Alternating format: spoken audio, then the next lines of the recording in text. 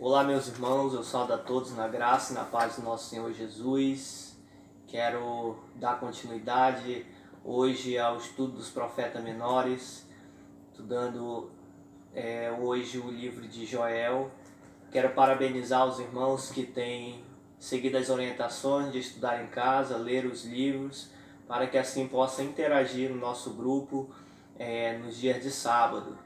Temos aquelas nossas perguntinhas e que os irmãos interajam, continue mostrando o que você tem aprendido, e isso me traz uma grande alegria. O intuito dos estudos dos livros é trazer o entendimento da palavra de Deus a cada um de nós, é edificar as nossas vidas.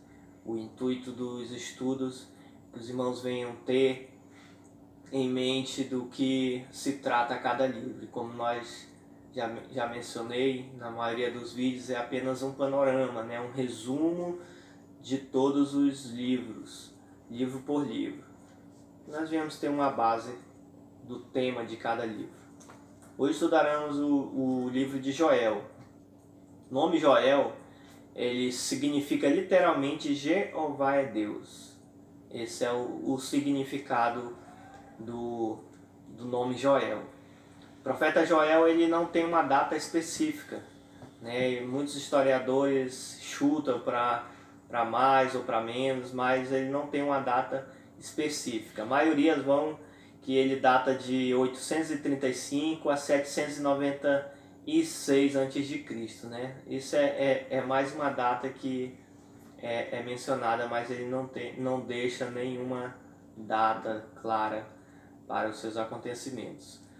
Joel também ele é um dos primeiros livros dos profetas a serem escritos também, outra curiosidade a nós. E ele começa a sua mensagem profetizando o juízo de Deus sobre o povo de Israel, sobre as pragas dos gafanhotos e a seca catastrófica que vem logo em seguida. E essa praga, essa profecia, ela vem seguida de acontecimentos futuros, né? Então é uma profecia que é naquele momento literal, e é uma profecia que se segue mais adiante, e é uma profecia também para o juízo vindouro, né? O juízo de Deus sobre a humanidade. O capítulo 1, capítulo 2, praticamente, ele vai falar das pragas, né? E a misericórdia de Deus sobre o seu povo. Quero ler com os irmãos aqui o versículo 4 do capítulo 1, que ele diz: o que deixou o gafanhoto cortador, comeu o gafanhoto migrador. O que deixou o migrador, comeu o gafanhoto devorador. O que deixou o devorador, comeu o gafanhoto destruidor. Ele está falando aqui dessas três qualidades de gafanhoto que vieram sobre a terra e literalmente devastaram ali, que houve uma grande fome, um acontecimento terrível para um povo que é agrícola, é uma nuvem de gafanhoto como esta, né? Ele diz: o que deixou o cortador comeu o migrador, e o que deixou o migrador comeu o gafanhoto devorador, e o que deixou o devorador comeu o gafanhoto destruidor. Isso nos traz, ele está apontando também para não somente os gafanhotos em si ali que devastaram as plantações e toda a vegetação daquela época, mas também apontando para um tempo futuro, né? O povo assírio que vinha depois do cativeiro da Babilônia. Então, o que o povo da Babilônia, o cativeiro da Babilônia não destruiu ali, o povo da Síria vinha e ia fazer um estrago maior ainda, e assim sucessivamente até chegar, como nós já vimos lá no livro de Daniel, né, que ele fala da estátua ali, falando da cabeça de ouro, do peito de prata, dos braços, ventre de bronze, enfim, falando de reinos que viriam, até chegar ao reino romano que até hoje, né, está estabelecido como sendo também o devorador, né, o destruidor, ou seja, o juízo final de Deus sobre a humanidade. E Deus, ele diz, como muitos dos outros profetas, Joel predisse o futuro à luz do presente, considerando um acontecimento atual e iminente como símbolo de um acontecimento futuro. Então, ele predisse o acontecimento atual como símbolo de um acontecimento futuro. Então, os gafanhotos também, além de ter sido um acontecimento literal, né, atual, ele é um símbolo para acontecimentos futuros, como eu acabei de mencionar aos irmãos. Por isso ele vê na invasão dos gafanhotos o indício da invasão vindoura do exército assírio. Está no capítulo 2, do versículo 1 ao 27. Projetando sua visão ainda mais para o futuro, vê a invasão final da Palestina pelos exércitos confederados do Anticristo. Então, seguindo essa sequência aí, né, da invasão da Síria e projetando a sua profecia ainda mais para o futuro, falando aí do juízo de Deus sobre o Anticristo, né, a destruição, devastação, né, do Anticristo.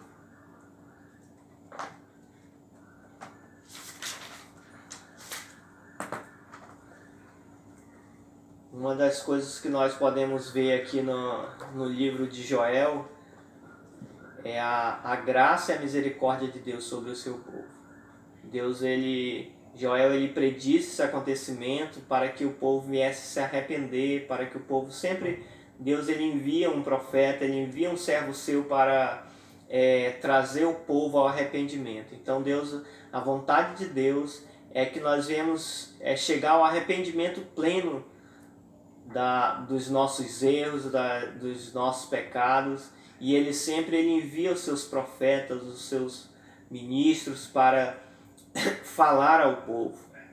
E não foi diferente com Joel. Joel ele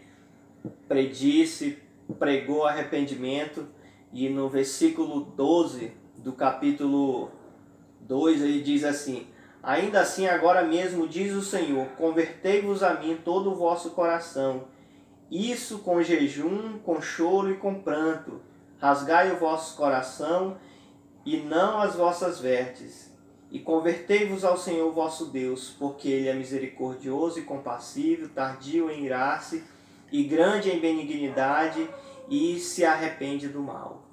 Então Deus ele deixou, né, a oportunidade para o povo. E hoje também, em meio à calamidade, em meio à destruição, Deus ele sempre está chamando o seu povo ao arrependimento. E ele dizia como era o costume, né, daquela época, dele rasgarem as suas vestes quando acontecia algo, né, quando alguém morria, quando acontecia algo desastroso, os sacerdotes rasgavam a sua veste em sinal de arrependimento, em sinal de pranto, mas às vezes aquilo se tornou apenas um ritual, né, apenas uma aparência. E Deus ele diz aqui: rasgai os vossos corações e não as vossas vestes. Ele quer que nós nos quebrantemos intimamente, né? Que o nosso coração verdadeiramente venha estar contrito e quebrantado diante do Senhor. E ele diz aqui com jejum, com choro, com pranto, e tudo isso nós temos que nos prostrar diante de Deus, nos humilhar diante de Deus pela sua misericórdia. Deus, em meio à calamidade, ele nos oferece a oportunidade de nos achegarmos cada dia mais a Ele. Joel também ele profetizou sobre a descida do Espírito Santo. No versículo 28 do capítulo 2 ele diz: acontecerá depois que derramarei o meu Espírito sobre toda a carne, vossos filhos, vossas filhas profetizarão, vossos velhos sonharão, e vossos jovens terão visões. Até sobre os servos e sobre as servas derramarei o meu espírito naqueles dias. Profecia que se cumpriu em Pentecostes, né? Pedro, ele diz, está vendo o que está acontecendo aqui, lá em Atos, capítulo 2. Então ele está dizendo, aqui se cumpriu a profecia que disse o profeta Joel. Então, provisão de Deus, o Espírito Santo é a provisão de Deus para a nossa salvação. Aquele que tem o Espírito Santo de Deus que é selado, ele diz até não somente sobre o povo de Deus, sobre os israelitas, mas ele diz sobre todos os servos, todas as servas, né? Sobre os gentios, sobre nós. O Espírito Santo de Deus vem e Deus ele oferece a cada um de nós também a sua salvação.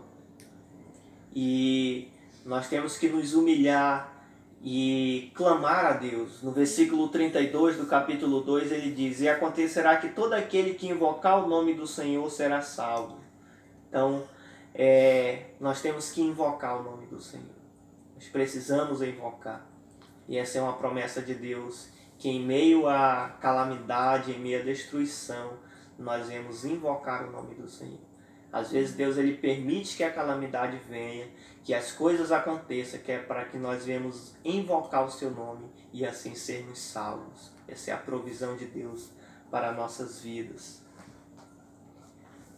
E finalizando, Deus ele pode valer-se das crises para dar ao seu povo consciência de sua máxima dependência de Deus e de sua necessidade de renovação espiritual. Então Deus ele se prevalece, digamos assim, das crises, das calamidades, para que nós venhamos reconhecer a nossa total dependência de Deus, que nós nada somos sem Deus e dependemos deles em todo o nosso instante de nossa vida. O julgamento pode ser evitado por meio de orações e arrependimentos sinceros. Deus é bom e misericordioso. Seu desejo é perdoar seu povo e derramar o seu Espírito sobre todos nós. Então, esse é o desejo de Deus, de nos restaurar, de nos dar vida eterna. Que nós venhamos nos arrepender de todos os nossos maus caminhos. Deus venha ter misericórdia de nós e nos conduzir ao caminho da salvação. Que Deus em Cristo abençoe cada um dos irmãos.